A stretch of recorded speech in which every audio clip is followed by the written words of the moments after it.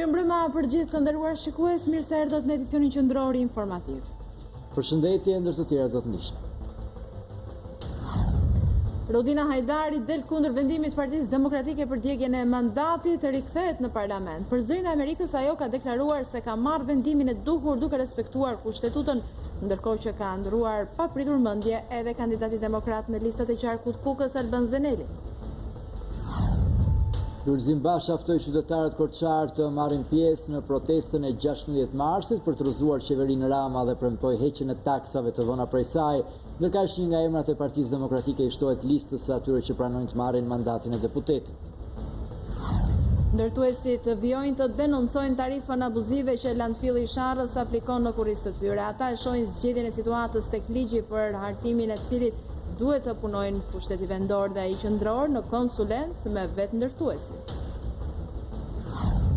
Qeveria ndërhyn për shmangjen e dhunës në stadium. Kryeministri Rama deklaroi se në kodin penal do të përcaktohet qartë se kushdo që guxon të hyjë në fushën e blerë do të dënohet me 3 vjet burg. Situata e tensionuar para një banese në zonën e Tiranës së Re, ku përmbarimi privat shkoi të ekzekutoj vendimin e gjykatës që i jep të drejtë pronarit të marrë truallin. Banorët e shtëpisë ushtrinë në rrugë për të kundërshtuar. Mjekët specializant të QSUT-s protestuan sot kundër dhunës mbi kolegen e tyre disa ditë më parë. Ata kërkuan nga shteti të sigurojë jetën në punë. Nesër është paralajmëruar një protestë kombëtare e mjekëve. Teksa Turqia ndodhet në mesin e fushatës për zgjedhjet lokale, ekonomia e këtij vendi raportohet të ketë pësuar recesion gjatë 3 mujorit të fundit të vitit 2018. Sipas të dhënave zyrtare, ekonomia turke u tkurr me 2.4%, më e rënda për këtë vend që prej vitit 2009.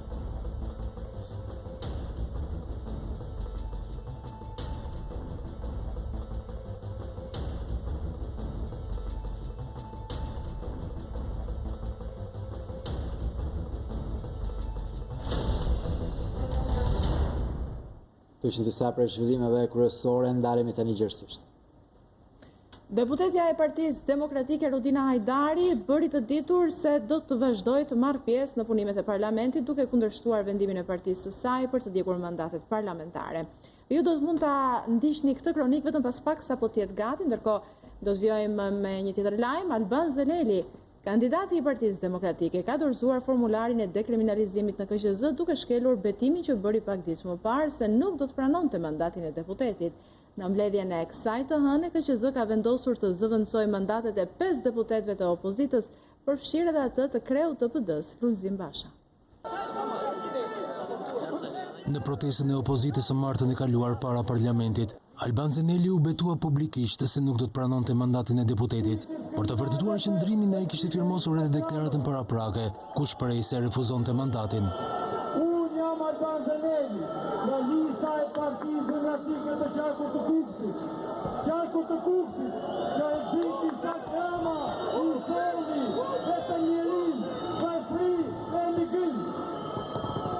Mandati nuk është as i Kamunekës, as i Alban Zeneli, po është i qytetarëve të Kukësit, Hasit, Tropojës, është i Partisë Demokratike, që ata qytetarë i votuan. Por kandidati i Partisë Demokratike në listat e qarkut të Kukës ndërroi mendje dhe mëngjesin e kësaj të hënë depozitoi në Komisionin Qendror të Zgjedhjeve formularin e dekriminalizimit, duke shprehur vullnetin për të përfaqësuar Kukësin në parlament. Menjëherë pas dorëzimit të formularit, KQZ do të nisë procesin e verifikimit. Ndërkohë në mbledhjen e së hënës, komisioni vendosi të plotësojë mandatet e 5 deputetëve të dorëhequr të opozitës. KQZ kishte parashikuar në projekt vendim që në qarkun Tiranë, mandati i deputetit Ken Strazimirit i kaloi kandidates Malinda Alilaj, por për anëtarët e KQZ-s të propozuar nga Partia Socialiste, ajo do duhet të zëvendësonte të parin e listës së Partisë Demokratike në këtë qark, kreun demokrat Lulzim Basha.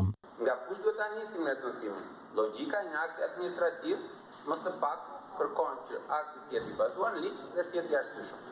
I bazuar në ligj është nuk ka asnjë debat, i arsyeshëm kërkohet që të fillohet që nga numri 1 dhe të mos fillojë zëvendësimi që nga numri 9. E tensionojmë situatën, KQZ-ja del nga një lloj diskutimi dhe keq kuptimi, duke hequr, duke mos përmendur emra tek objekti. Se në dispozitiv nuk është se i përmendur, po tek objekti unë mendoj ndoshta do t'i bëjmë mirë institucionit, heqja e emrave konkret dhe vendosja e vakancave të subjektit të Shumica e komisionerëve vendosi që Alilaj të merrte mandatin e Lulzim Bashës. KQS vendosi të jap mandatin e deputetit demokrat Astrid Veliaj, kandidat Lefter Maliqi, në qarkun e Beratit. Të Viktor Tushaj të LSI-s të kaloi Elda Hotit. Mandati Nora Malaj të LSI-s i kaloi Edlira Jusenit dhe mandati i deputetit Vangjel Tavo nga radha të LSI-s i kaloi Ediola Pashait. Dërsa vendimi për t'i kaluar Liguraj Karamelos mandatin e deputetit të Partisë Demokratike në qarkun Korç do të merret para ditën e së martës. Nesër në orën 11 administratat. Deputetja e Partisë Demokratike Rudina Hajdari bëri të ditur se do të vazhdojë të marrë pjesë në punimet e parlamentit duke kundërshtuar vendimin e partisë së saj, lajmin me të cilin çelëm këtë edicion. Ndjekim tani se çfarë ka thënë deputetja Hajdari për zërin e Amerikës në Shqip. Duke parë situatën e sotshme, mendoj që Shqipëria është në një udhkryq i cili nuk po shikojmë dot zgjidhje as majtas, dhe as djathtë. Unë mendoj që parlamenti i jep oksigjen demokracisë në vend, i jep oksigjen partive politike. Është vendi ku ne përfaqësojmë sovranin. Prandaj, duke marrë parasysh që kjo është një përgjegjësish shumë e lartë që unë ndjej mbi shpatulla, mendoj se qëndrimi në parlament do ishte vendimi më i dur që do t'i bëja dhe do të shërbeja të ardhmës së Shqipërisë. Që ky vendim për të dorëzuar mandatet në mënyrë on blok nga të gjithë deputetët e opozitës, dëmton interesin e Shqipërisë. Dëmton interesin e Shqipërisë në dy mënyra. E para ajo dëmton proceset integruese në Bashkimin Evropian, por gjithashtu dëmton dhe marrëdhëniet tona bilaterale me partnerët tanë strategjik, siç është Bashkimi Evropian dhe Shtetet e Bashkuara të Amerikës. Është një vendim i cili është marrë në mënyrë rrufe dhe eksperjenca e jetës na tregon që momentin që ne marrim vendime pa i menduar mirë, mund ta paguajmë shumë shtrenjtë. Ky vendim mund na çojë edhe në një destabilitet, rrezikon vendin që të shkojë në destabilitet. Destabilizimi është një kthim pas. Unë do doja që Shqipëria mos e përjetonte kurrë më këtë gjë. Këto akuza vijnë nga njerëz me shpirt të ngordhur dhe janë shpresë shtypësit e këtij vendi. Dhe unë nuk jam një nga ato njerëzit. Unë nuk e shes shpirtin tim. Dua t'i kujtoj Partisë Demokratike që kjo nuk është hera parë që Partia Demokratike përjashton antar apo deputet të saj. Ka ndodhur në familjen time, ka ndodhur madje me timat 2 herë dhe më duhet të theksoj që në ato raste ato janë penduar për këtë lloj vendimi. Më vjen keq nëse unë zhgënjej partinë time në këtë mes, por unë do zgjedh interesin e Shqipërisë. Lulzim Basha ftoi qytetarët korçar të marrin pjesë në protestën e 16 marsit për të rrëzuar qeverinë në Rama dhe premtoi heqjen e taksave të vëna prej saj. Ndërkaq një nga emrat e listës së PD-s i shtohet listës së atyre që pranojnë të marrin mandatin e deputetit. Lulzim Basha nga Korça vijoi akuzat ndaj qeverisë, duke shpalosur për qytetarët synimin final që demokratët kanë, rrëzimin nga pushtetit të socialistëve. Kryedemokrati ju tha qytetarëve se kryeministri është provuar si hajduti i zgjedhjeve dhe pasurive të shqiptarëve, ndaj objektiv nuk është vetëm largimi nga pushteti, por edhe përballja me drejtsinë. Është kapur me duart në zgjedhje dhe me duart në taksat e shqiptarëve. Vetëm 2 afera mjaftuan për t'i treguar botës mbar se ky nuk është një kryeministër, por një krye hajdut që bashkë me bandën e tij vodhën votën e shqiptarëve në 2017. Kërkesat tona janë të drejta, të thjeshta, dhe beteja jon ka vetëm një përfundim, fundin e hajdutëve, fitoren e popullit. Dhe quarin e tyre para drejtësisë, pa një drejtësi e duar zgjidhur. Jo si kjo sot, mbron trafikantët e kapur në vjedhje dhe don të çojë përpara drejtësisë denoncuesit. Don të çojë përpara drejtësisë ata që kanë denoncuar krimin. Në ligjërimin politik me qytetarët korçar, Basha risolli në vëmendje protestën e 16 shkurtit. Vendosmëri kjo e cila detyroi demokratët të përgjigjen qytetarëve me djegjen e mandateve, ndërkohë që u bëri thirrje që më 16 mars të jenë edhe më të shumë në numër në Tiranë për të bërë historinë e këtij vendi. Ju të bashkuar me 16 shkurt keni hapur një kapitull të ri për Shqipërinë. Me 16 mars në orën 11 është ora juaj të merrni vendimin e madh për të ndarë një herë për gjithmonë nga kjo e keqe, secilit marrë nga një më shumë e vete në bashkimin më të madh shqiptarëve, në takimin tonë me historinë. Shqipëria si gjithë Europa na thret. Basha në takimin me bizneset e vogla të qytetit juglindor u premtoi heqjen e taksës Rama mbi naftën, e cila pritet të rritë fuqinë blerëse dhe të ardhurat e konsumatorit. Kryeu i Partisë Demokratike në Fier, Luan Baçi, përmes një deklarate i ka bërë thirrje policisë së shtetit të ndalë presionin ndaj qytetarëve që morën pjesë në protesta. Ai thotë se që prej ditës së premte policia po arreston dhe shoqëron qytetarë që janë bërë pjesë e protestave të Partisë Demokratike në Fier.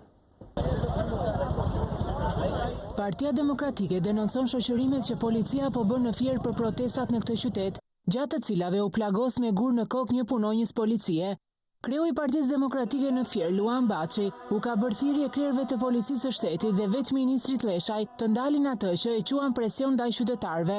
Qysh nga dita e premte që filluan protestat dhe ditën e shtunë kanë filluar shoqërime, procedime, arrestime dhe ç'është më e keqja se vend të çdo lloj qytetari fierak që ka qenë në protestë, qoftë me duar në xhepa dhe vjen në shtëpi në orët e vona të natës dhe bëjnë presion. Dhe vazhdojnë dhe tani që flasin bashkë të kërkojnë nëpër lagjet e Fierit, nëpër gjithë zonat përreth. Edhe emri im është në listë, gjithmonë ka qenë i pari në listë. Në fakt, unë përfitoj nga rasti që t'i bëj thirrje drejtorit përgjithshëm të policisë, ministrit të rendit Sandri Leshaj, kryeministrit nuk i bëj thirrje pasi ai është person i papërgjegjshëm për mua. Në protestën e së shtunës pati tensione dhe përplasje mes policëve dhe qytetarëve, nga të cilat mbeti i plagosur me mjete të forta në kokë, një prej efektiveve të FNSH-s. Ministri i Jashtëm në detyrë Gent Cakaj ka theksuar nevojën e kontakteve më të shumta me vendet anëtare të Bashkimit Evropian, por të marrë sa më shumë mbështetje për nisjen e negociatave të antarësimit. Në mbledhjen e Këshillit Kombëtar të Integrimit, zëvendës kryetarit Aulant Balla theksoi rëndësinë e mbikëqyrjes së reformave nga Parlamenti. Pak muaj nga vendimi i Këshillit Evropian për çeljen ose jo të negociatave për antarësim të Shqipërisë në Bashkimin Evropian, ministri i Jashtëm në detyrë Gent Cakaj thotë se ende nuk ka një qëndrim konkret nga vendet anëtare. Në mbledhjen e Këshillit Kombëtar të Integrimit, ai theksoi nevojën e kontakteve me vendet anëtare për t'i bindur që të mbështesin çeljen e negociatave. Vendimi për shtyrjen e raportit nga ana e Komisionit jo detyrimisht do të manifestohet në shtyrje të vendimit politik për hapjet negociatave. Ajo që na mbesim shpresë plot është që vullneti i vendeve të Këshillit do të formohet e do të bazohet mbi të gjeturat e Komisionit në rast se Komisioni me fjalë tjera do të rekomandon hapje të pakurzuar të negociatave bazuara në meritat e Shqipërisë. Presim që vendimi i Këshillit të jetë i bazuar pikërisht mbi këto konsiderata. Zëvendës kryetari i Këshillit Aulant Balla theksoi se kuvendi duhet të përqendrohet tek mbikëqyrja e reformave që lidhen me 5 prioritetet për hapjen e negociatave. Jemi të gjithë vetëdijshëm për rëndësinë e momentit aktual të procesit të integrimit evropian, i cili kërkon së pari fillimin e momentit aktual të reformave, për të konsoliduar dhe më tej progresin e bërë në reformën drejtësi dhe për të vijuar me forcimin e rezultateve konkrete në prioritetet tjera si lufta kundër korrupsionit dhe krimit të organizuar, reforma administratën publike dhe mbrojtja e lirive dhe të drejtave themelore. Balla tha se procesi screening i filluar në shtator të vitit 2018 ka vijuar të ecë me ritmin e duhur, si dhe është ngritur struktura negociatore shtetërore, përgjegjëse për koordinimin dhe mbarvajtjen e bisedimeve të antarësimit.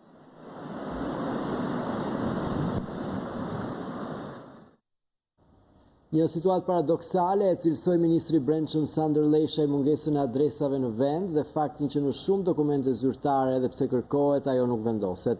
Leshaj tha se do të ketë penalizime dhe sanksione për qytetarët që nuk do të jenë bashkëpunues, ndërsa kërkoi nga drejtuesit vendor të emërtojnë sa më parë rrugët, qeshet dhe qytetet. Shqipëria paraqitet me probleme të shumta me adresa në emërimin e rrugëve dhe shesheve, ndërsa vijon të ketë emra komunash që nuk ekzistojnë më pas ndarjes administrative që ju bë vendit.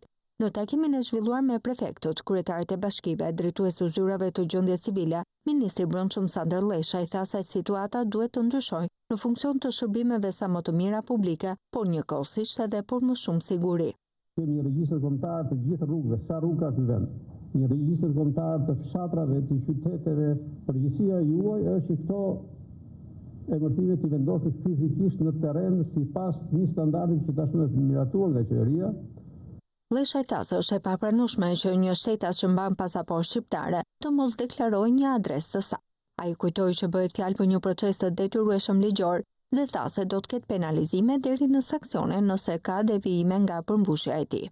Ai që marr pasaportë në këtë vendi, se s'bën, duhet të ketë një adresë vlefshme. Nëse nuk do ta ketë, ne do të dosim sanksione që ai do t'i krijojnë probleme dhe kufime kalimin, nëse ai figuron një njeri që ka pasaportë shqiptare, por nuk ka një adresë të identifikuar në Shqipëri. Tetori duket se do të jetë afati fundor për emërtimin e banesave, emrat e rrugëve në gusht, ndërsa emrat e qyteteve në korrik. Sa ka një tjetër detyrë në funksion të gjenerimit të listave të zgjedhësve, do të jetë verifikimi në terren i personave mbi 100 vjeç, dhe që në Shqipëri rezultojnë të janë 1000.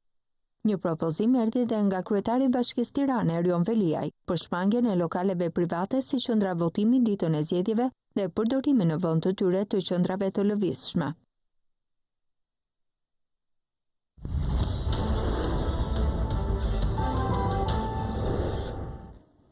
Ndërtuesit vjojnë të denoncojnë tarifën abuzive që landfilli i Sharrës aplikon në kurrizat e tyre. Ata shohin zgjidhjen e situatës tek ligji për hartimin e cilit duhet të punojnë pushteti vendor dhe ai qendror në konsulencë me vetë ndërtuesit. Ndërtuesit nga ana tjetër kërkojnë një tryezë ku të jenë së bashku Bashkia, Ministria e Mjedisit dhe shoqata e ndërtuesve. Tarifa prej 480 lek për ton për dhera që ndërtuesit detyrohen të shkarkojnë në landfillin e Sharrës në favor të koncesionarit Integrated Energy BV është një tarifë e pa konsultuar me shoqatën e ndërtuesve dhe që shumë shpejt do të kthehet në bumerang. Kështu shprehet ndërtuesi Avenir Kika, i cili shton se industria e ndërtimit është një nga aktivitetet me më shumë të punësuar dhe që rrit të ardhurat në buxhet. Shoqata e ndërtuesve asnjëherë nuk ka qenë pengesë që në Shqipëri të rritet e të ardhurat e buxhetit, të rriten kur është nevojshme, gjithmonë, jo pa nevojë. Të rritet punësimi, të rritet prodhimi përgjithshëm bruto, por gjithmonë ajo kur është pyetur ka dhënë kontributin më të mirë në funksion të kësaj që thash. Shoqata e ndërtuesve duhet pyetet. Në gjithë këto masat e fundit që janë marrë nuk është pyetur. Zgjidhjen e kësaj situate që detyron ndërtuesit të paguajnë tarifën prej 480 lekësh për ton për dherat që shkarkojnë në landfillin e Sharrës.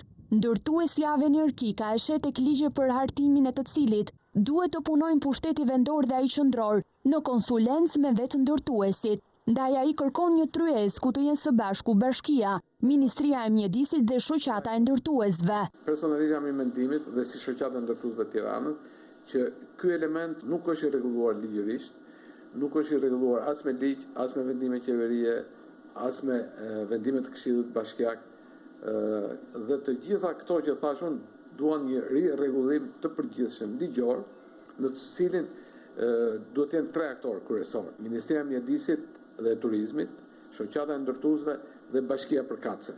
Sipas direktivës së Bashkimit Evropian, dherat e gërmuara gjatë aktiviteteve ndërtimore janë të pakontaminuara dhe si të tilla nuk duhet të kategorizohen si inerte, por një mall që mund të përdoret dhe për veprimtari të tjera. Ndaj ndërtuesi Kika thot se këto dhera të pakontaminuara nuk duhet të çohen në landfill, por të investohen dhe për këtë duhet bashkëpunimi i shoqatës së ndërtuesve me pushtetin lokal. Me direktivat e Komunitetit Evropian, dherat e pastra, shtresa, pasi hiqet 20, 30 centim, 50 centim, shtresa poshtë është dhe i pastër, e cila në gjithë botën përdoret për rregullimin e terrenave bujqësore, për rregullimin e terrenave e pyjeve. Të gjitha këto janë të mundshme 100% të rregullohen me një bashkëpunim dhe marrëveshje të shoqatës ndërtuesve lokale me pushtetin vendor lokal. Që do të thotë që Tirana ka 10-15 njësi administrative të cilat janë në periferitë saj dhe kanë nevojë të tilla, shoqata ndërtuese bën një kontratë me këto dhe sipas nevojave të tyre çohet dheu aty ku ato e duan. Përcaktimi nga koncesionari i Sharrës dhe Ministria e Mjedisit i tarifës shtesë dhe pranimi i saj nga Bashkia e Tiranës është cilësuar nga përfaqësues të bizneseve në vend si një vendim skandaloz me natyrë klienteliste dhe korruptive. Çdo kush që merr guximin të hyjë në fushën e blertë të futbollit do dënohet deri në 3 vjet burg. Në këtë mënyrë, përmes ndryshimeve në kodin penal, qeveria synon të shmangë dhunën ndaj lojtarëve dhe arbitrave në stadiume. Reformim kërkoi kryeministri Rama edhe në deklarimin e pagave të lojtarëve dhe tatimin e fitimit të klubeve të futbollit. Dhuna vuri në lëvizje të menjëhershme jo vetëm aktorët e futbollit, por edhe të qeverisë shqiptare. I pranishëm në tryezën e organizuar nga Federata, kryeministri Rama kërkoi ndryshimin e menjëhershëm në kodin penal për të dënuar të gjithë ata që janë kërcënim për protagonistët në fushë. Ne do të ndërhyjmë menjëherë në kodin penal dhe kapërcimi i vijave të bardha dhe futja në tapetin e gjelbër do të dënohet me 3 vjet burg. Jo gjobë deri në 3 vjet, por 3 vjet burg. Kush kalon vijën e bardhë dhe hyn në tapetin e gjelbër është një kërcënim fizik për ata që aty janë duke ushtruar detyrën e tyre. Burgimi dhe përjashtimi përjet nga stadiumi i atyre që prekin vijët e bardha do të jetë hapi i parë që ne do të bëjmë. Kryeministri Rama premtoi se do të ketë lehtësira mbi tatim fitimin për ata që investojnë në futboll, por i kërkoi klubeve të deklarojnë rrogat. Lojtarë që paguhen nga 100.000 euro figurojnë me 300.000 lekë. Kjo nuk mund të vazhdojë. Le ta zerojmë për një periudhë kohe tatim fitimin mbi të ardhurat për të gjitha klubet me kushtin që të deklarohen të vërtetat mbi të ardhurat e futbollistëve dhe klubet dhe futbollistët mos jenë detyruar të paguajnë tatim fitimi për një periudhë kohe. Për kërkesat e tjera të paraqitura nga Federata Shqiptare e Futbollit, Rama kërkoi më shumë kohë ndërsa u shpreh se qeveria që i drejton është e gatshme të vazhdojë të mbështesë fuqimisht Federatën e Futbollit. Së shpejti do të kemi stadiumin e Kukësit, si dhe kemi në radhë stadiume të tjera si Durrësi, Vlora, Fieri dhe tjerë. Futbolli pa lek nuk bëhet. Me 100 tifoz depresiv që vinë të dielave për të ushtruar talentin e tyre si mundës dhe boksier, nuk i duan dreqit jo më futbollit, u shpreh ndër të tjera kryeministri Rama.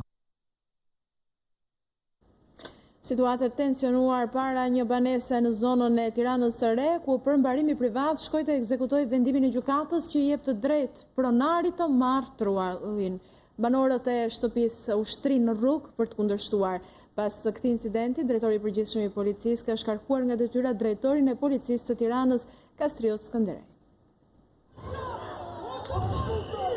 Ndërhyrja e përmbaruesit privat për ekzekutimin e një vendimi gjykate shkaktoi tensione dhe përplasje para ditën e së hënës pranë shkollës Petronini Luarasi.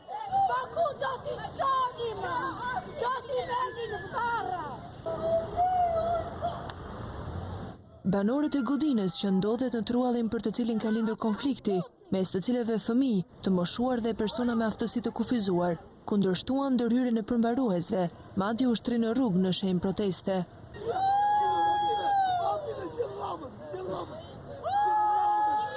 Kjo formë proteste ndaloi për rreth një orë qarkullimin e mjeteve, me shpresën se përmbaruesit do të tërhiqej. Banorët refuzuan të merrnin ndihmë mjekësore, edhe pse ishin në gjendje jo të mirë shëndetësore.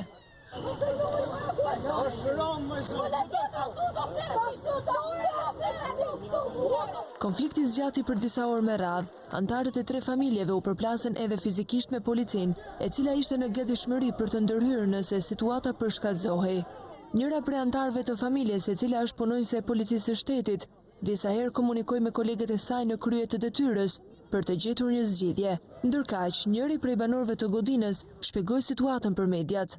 Mjafton vetëm këto 2 letra, nuk duhen të tjera. Po i kundërshtoj këto 2 letra, pora kjo bi gjithë biseda. Përdesa këto të 2 janë fuqi, toka është e shtetit. A ndjeni më mirë tani? Kam fillun prapë, mora mjekimin e parë, tash kam rrafje zemre prapë. Nuk e di se çfarë po ndodh. Ne do vdesim. Po na merr jetën mas karaj. Shpinja kemi bler shtetit më i zonjë, kemi bler me letra të rregull, me taksa, me gjitha, s'kemi fajin, ai merret me shtetit. Gjatë minutave të tensionit, në shtëpi u krijua edhe një vatër zjarri, për të cilën banorët akuzojnë përmbaruesin.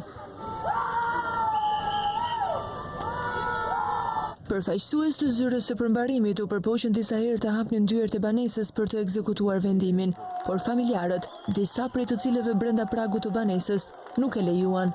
Avokatët e 3 familjeve thanë se përmbaruesit nuk kanë të drejtë të ndërhyjnë me dhunë për të ekzekutuar vendimin e gjykatës. Në qoftë se ekzekutohet vendimi, ju garantoj se përmbaruesit do të kenë burg. Qoftë se ekzekutohet ky vendim, ose do të shkojnë në gjykat, marrin një vendim tjetër, për të kaluar mbi pronën që është në proces legalizimi, pastaj mund të hyjë tek prona aty. Pra, jemi aut në ekzekutim. Gjykata lart çudi bërse pasi konstatojnë që kemi dy vetime të kundërta, nuk merr një mas pezullimi. Donë se u bë rekurs, që është një nga rastet klasike që ka një dëm të rënd të jashtëzakonshëm. Dëmi është aktual, dëmi është konkret. Ktu cënohen të drejtat e këtyre qytetarëve. Dhe ky pra jemi sot në pikën që këto qytetar gjenden përpara përdhunimit me plot gojen që i bën ky shtet. Gjatë përplasjes, banorët qelluan me vezë dhe benzinë për mbaruesit dhe disa prej tyre u shoqëruan në polici. Ish pronarëve të Truallit me vendim gjykate i është dhënë drejta e pronësisë. Ata kërkuan lirimin e godinës dhe pretendojnë se u kanë ofruar 3 familjarëve që jetojnë aktualisht atje mundësi banimi dhe pronësie në godinën që parashikohet të ndërtohet në Truallin ku ndodhi konflikti. Lidhur me këtë ngjarje, kryeministri Edi Rama shkroi në Twitter: Të trishtueshme pamjet nga rruga e shtëpisë ku kërkohet ekzekutimi një vendimi gjyqi të formës së prerë, por e trishtueshme, edhe se si Kazani i përzien gjërat pa lidhje, qeveria s'ka asnjë fuqi mbi vendimet e gjykatave dhe policia e ka detyrim ligjor të përgjigjet për mbarimit. Edhe ministri i Brendshëm Sander Lesha ka reaguar përmes një statusi në Facebook, ku shkruan se mirë kupton reagimin ndaj policisë, pasi kjo e fundit nuk është treguar efikase dhe dinjitoze. Mirëkuptim të plot për reagimet ndaj policisë së shtetit në ekzekutimin e një vendimi përmbarimor mbi një vendim gjykate të formës së prerë. Policia e shtetit ka detyrimin ligjor të mbështesë përbarimin, por ka dhe detyrimin të jetë dinjitoze dhe efikase. Kjo s'ka ndodhur në këtë rast.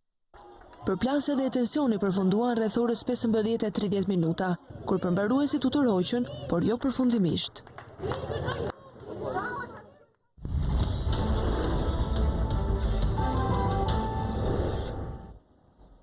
Gjykata do të vendosë më 18 mars mbi kërkesën e ish truprojes Sali Berishës për riçeljen e procesit që dënoi atë me 25 vite burg. Pala e akuzuar pretendon se ka prova të reja për të vërtetuar pafajësinë e Izet Haxhis në atë që është cilësuar vrasja e shekullit.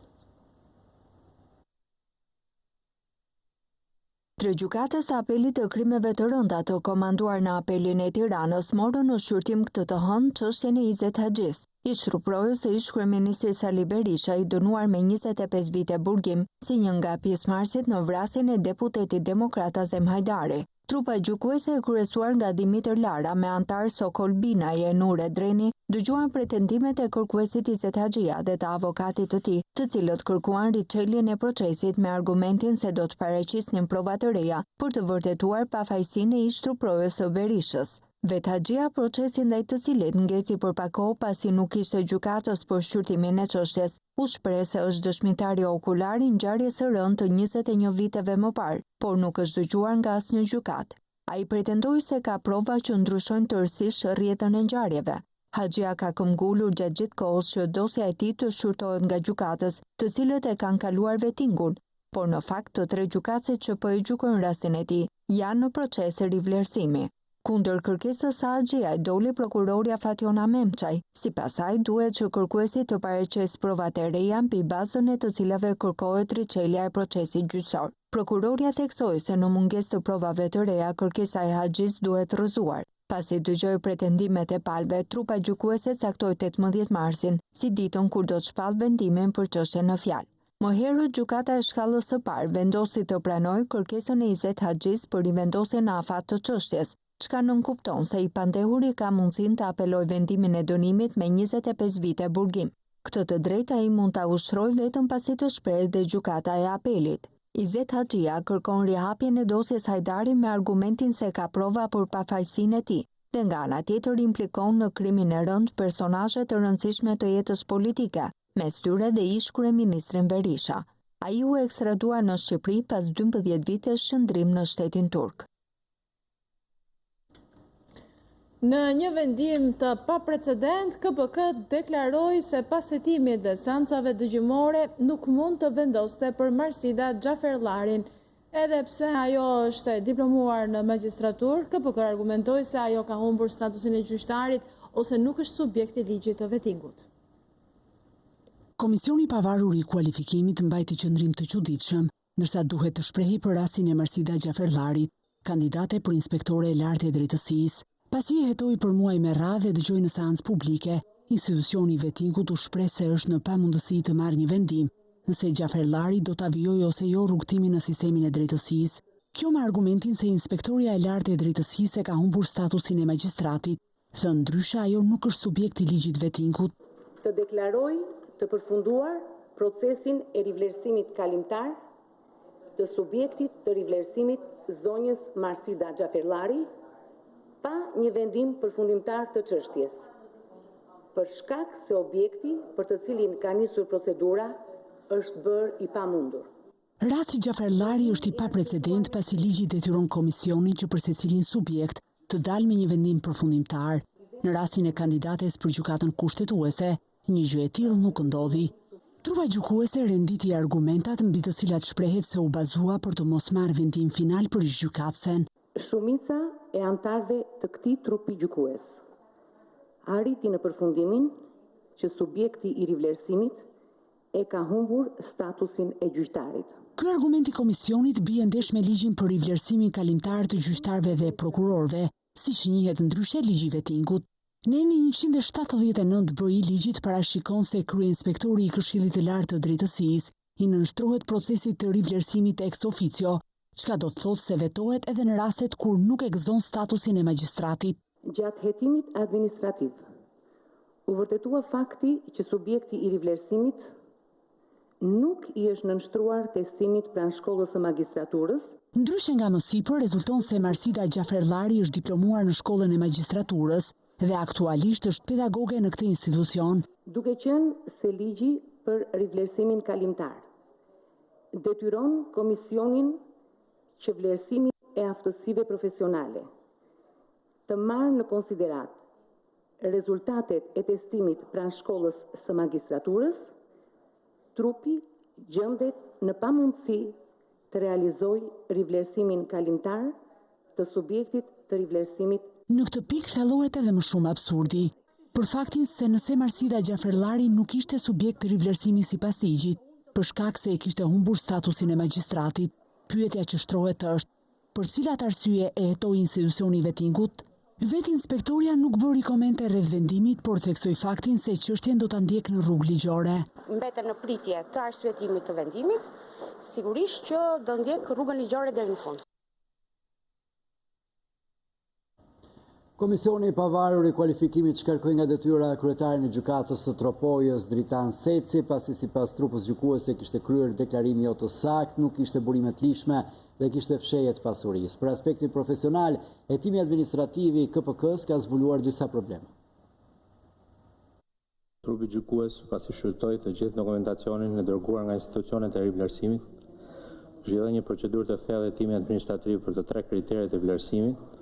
Dëgjoi subjektin e rivlerësimit në seancën e datës 8 mars 2019 në respektim të drejtave të tij për një proces të rregullt ligjor, e konsideron të përfunduar seancën dëgjimore. Në përfundim të këtij procesi të rivlerësimit, trupi gjykues i përbër nga unë Roland Ilia kryesues, Valbona sanxaktari antar, Olsi Komici relator vendosi. Shkarkimi nga detyrat e subjektit të rivlerësimit zotit Dritan Seci.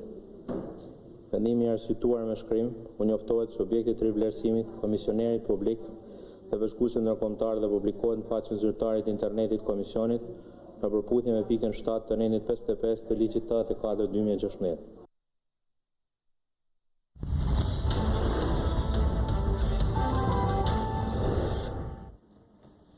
Një 50 vjeçar ka humbur jetën gjatë një aksidenti në ndërmarrjen e naftës në Kuçov. Ngjarja ndodhi mes ditën e kësaj të hënë ku 50 vjeçari me inicialet AG është rrëzuar nga një lartësi e madhe e përpasoj ka humbur jetën gjatë transportimit me autoambulancë për në spitalin rajonal të Beratit.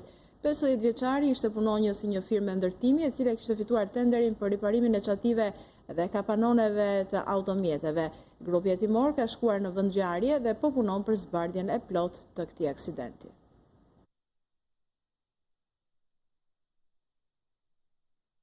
Mjekët specializantë të QSUT-s protestuan sot kundër dhunës mbi kolegen e tyre disa ditë më parë, ata kërkuan nga shteti t'ju sigurojë jetën në punë.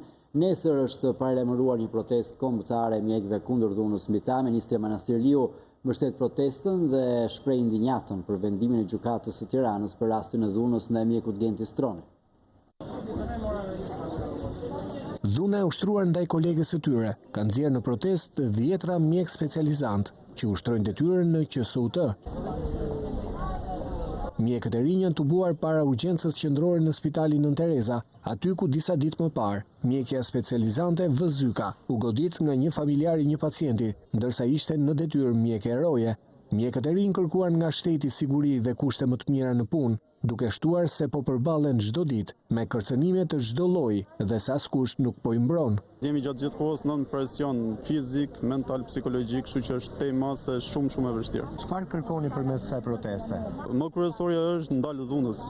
Nuk jemi këtu për të rrafë. Të ketë polici 24 orë dhe polici që na mbron. Pastaj pjesën e pagesave të rojës, përmirësimi i kushteve të punës, mendoj se kërkon një takim të dytë për mi diskutu. Është një akt i patolerueshëm, jemi gjithmonë në presionin e kërcënimeve, në presionin e dhunimit ndaj familjarët. Ne në një farë mënyrë e kuptojmë sepse ata vinë gjithmonë për hadhin e tyre, por nuk jemi ne ata që kemi shkaktuar të gjë dhe nuk jemi ne ata të cilët duhet të vuajmë këto pasoja.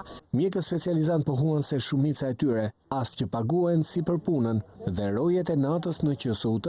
Ka shumë specializantë të cilët nuk paguhen, pasi nuk janë kuota të lira që i them ne dhe nuk paguhen. Mbi ngarkesat, bësh 150-200 vizita në turn natë, 24 orësh e zavrohesh mendërisht, fizikisht, çka edhe neve na rrit marrëshim për me gabu. Të rrivesh në punë, edhe ti je i dhunuar, ti je në presion, ti je i kërcënuar me jetë gjithë kohës, këtë bën me kërku azil politik në Gjermani apo në Zvicër apo vendet të Evropës. Ndërkohë që nesër është lajmëruar një protestë e përgjithshme e mjekëve që ofrojnë shërbim në spitalet publike. Protesta vjen si reagim pas dhunës së përsëritur ndaj bluzave të bardha në Spitalin Universitar Nën Tereza, Spitalin Rajonal të Durrësit dhe të Lezhës.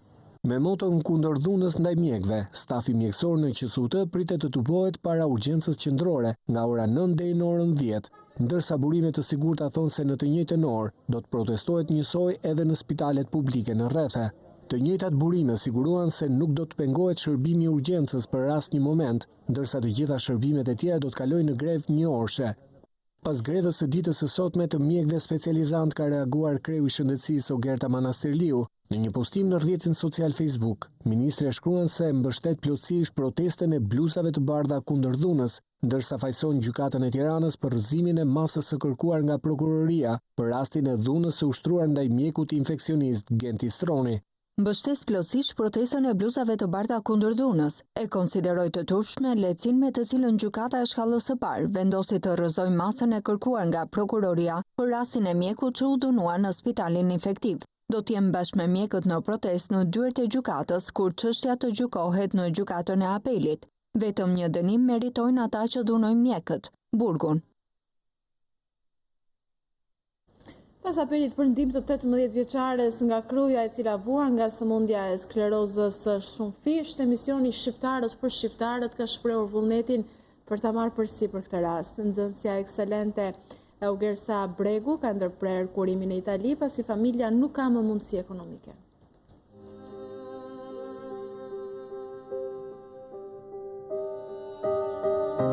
Unë jam Ugersa Bregu, jam 18 vjeçë, studioj në gjimnazin e Mamurasit. Jam diagnostifikuar me sëmundjen e sklerozës multipla. Është një sëmundje e cila kërkon kurim të shpejtë. Kërkoj ndihmë nga të gjithë shqiptarët, kudo që ndodheni të më ndihmoni sepse terapia që më duhet të vazhdoj është shumë e shtrenjtë. E nisa si fillim këtë terapi në Tiranë, por doktorët nuk më dhanë shpresa, pasi ilaçi që kërkoj për këtë sëmundje nuk gjendej atje. Më pas mendimin e të afërmve të mi, e vazhdova kurimin në Itali, por përsëri nga pamundësia ekonomike që unë kam, më duhet të ndjek një terapi e cila kushton shumë shtrenjtë. 18 vjeçaria Ugersa Bregu nga fshati Bushneshi Krujës, prej nëntorit të shkuar bashkëjeton me krevatin e sëmundjes, e tashmë dhe mes dilemës nëse do të mund t'ja dalë sklerozës së shumëfisht. Një sëmundje e cila çdo ditë më shumë po e çon drejt paralizës së plotë. Nxënësja ekselente për shkak të sëmundjes u detyrua të ndërpres shkollën, teksa ndodhet në vitin e 3 gjimnaz.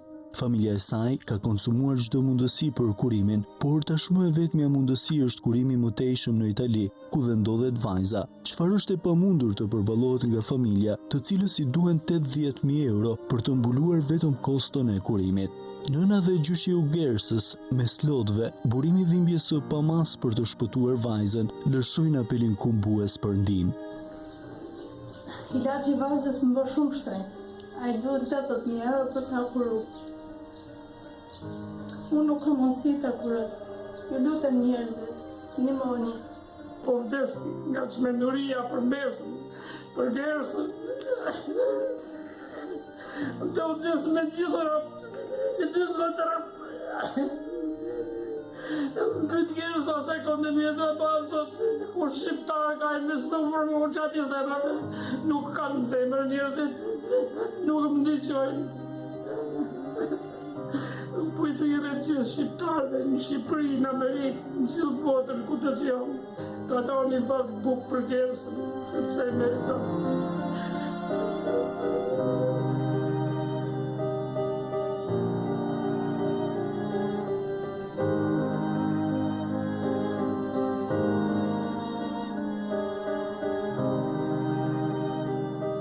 Ajo është një vajzë vetëm 18 vjeçe, e cila nuk mund të besojë se ëndra e saj rrezikon të mbetet në mes, ndaj shpreson shumë se shqiptarët kudo ndodhen do ndihmojnë familjen e saj dhe atë, duke dhuruar atë çfarë u Gersa e konsideron me të drejtë kontribut për të vazhduar jetën. Unë kërkoj me gjithë zemër që ju shqiptarët të më ndihmoni, sepse rrezikoj të mbetem në karrocë.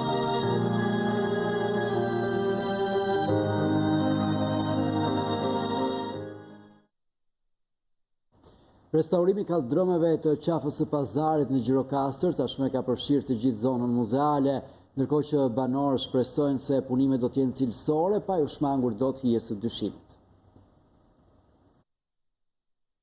Rrugët e kaldromta që identifikonin qafën e pazarit në Gjirokastër tashmë nuk ekzistojnë më. 2 ditë më parë është prishur edhe rruga me mozaik, piktakimi i parë i Gjirokastrës me turistët. Prishja e kaldromit me mozaikun e qilimit shkaktoi një reakcion zinxhir në rrjetet sociale, duke hedhur dyshime për të ardhmen e këtyre kaldromeve. Mungesa e mjeshtrave të dikurshëm të kaldromeve ka shtuar frikën se mozaiku i gurt i rrugës kryesore të kompleksit të qafës së pazarit do të mund të jetë një kujtim i prekshëm nëpër fotografitë dhe kartolinat që i ndeshiten në njësi tregtare të kësaj pjese muzeale. Por banorët të Gjirokastrës shpresojnë se punimet do të jenë cilësore, pa ju shmangur do të hijes së dyshimit.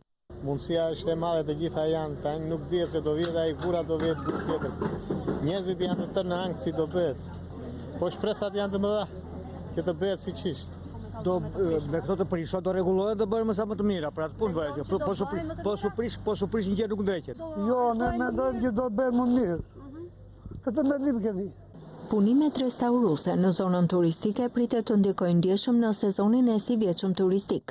Kastriol Drami, pronari një njësie tregtimi me suvenir, pohon se punimet kanë një kosto të lartë për bizneset e pazarit, por nevoja për kryerjen e tyre ka qenë e hershme.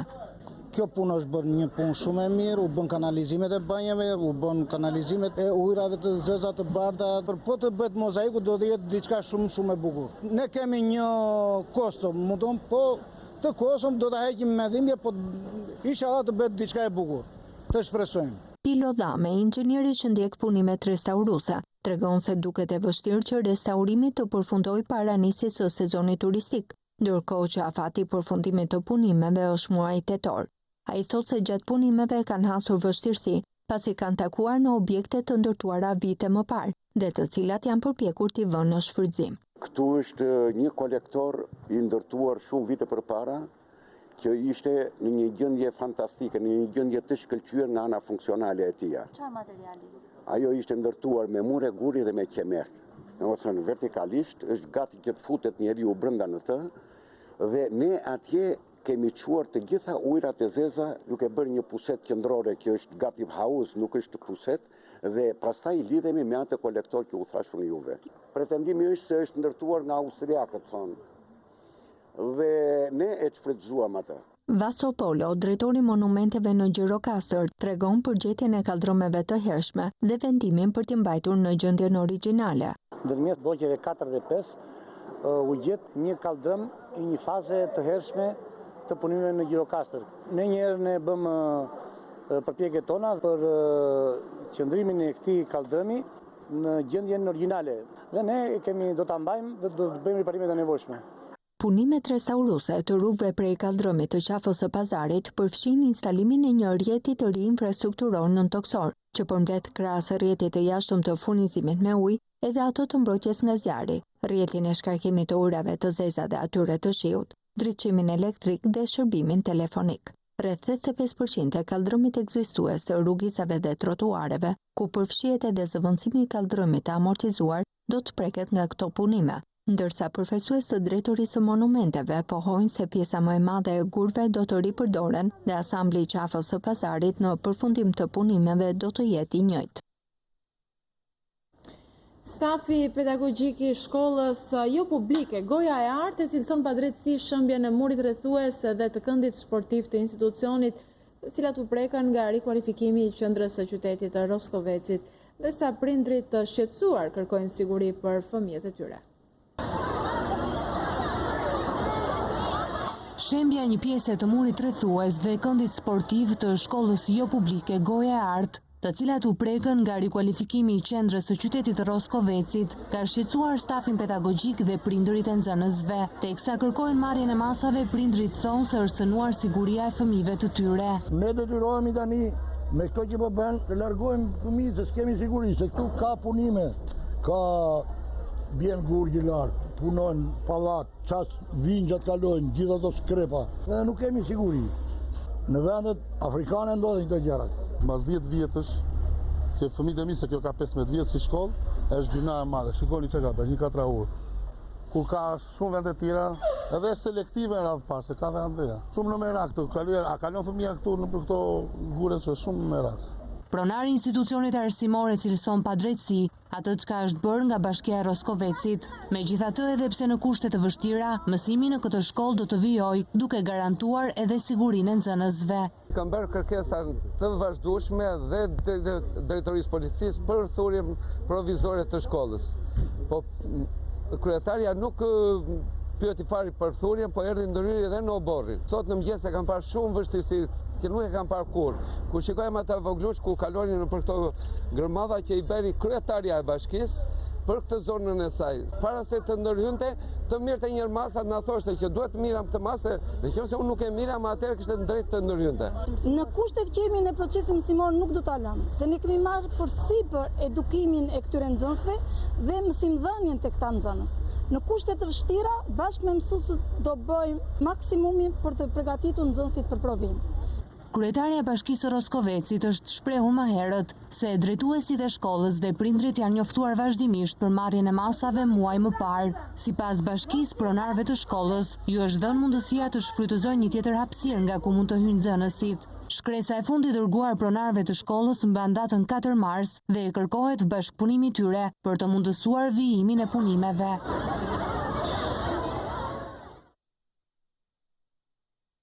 Rreth 500 maturant nga qyteti Lushnjës kanë qenë të pranishëm sot në takimin me stafin akademik të Universitetit Luarasi. I pranishëm në këtë bashkëbisedim ka qenë edhe rektori Ethem Ruka, i cili u ka shpjeguar nga afër të rinjve programet e studimit që ofron universiteti në 3 fakultetet e tij. Mëtej ai ka bërë me dije se studentët ekselent do të përfitojnë bursa të plota nga ky institucion i arsimit lart.